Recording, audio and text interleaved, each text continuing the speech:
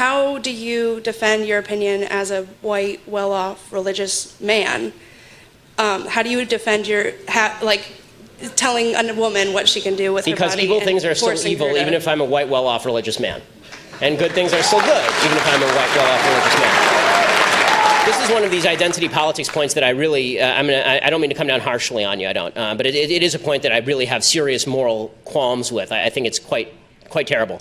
The reason being that the people who were fighting against enslavement of black people were a bunch of well-off white men, for the most part. Right? And those people were saying, this is a moral sin. This is a moral blot. They weren't living in the South. They didn't own plantations. They didn't live the lives of the plantation owners. They said, this is evil, and we are here to stop it.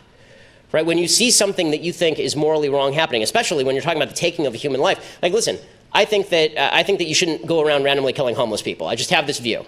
I'm not a homeless person. Most of the people who randomly kill homeless people are probably not of my economic strata, my religious view, or my, I don't know whether they're of my skin color or not. I have no idea what the actual sociological breakdown of homeless killer serial murderers is.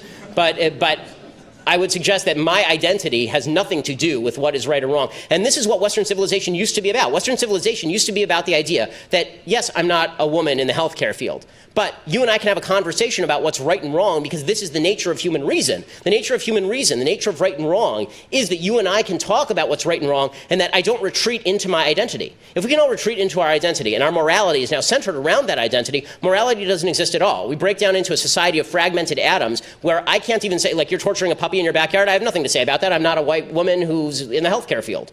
I'm not going to do that. I refuse to surrender the idea that I can have a moral stance on issues that are of concern to society and of concern to the well-being of the United States simply because of the color of my skin or the nature of my genitalia. And honestly, I believe any view that feels differently is sexist, racist, and bigoted.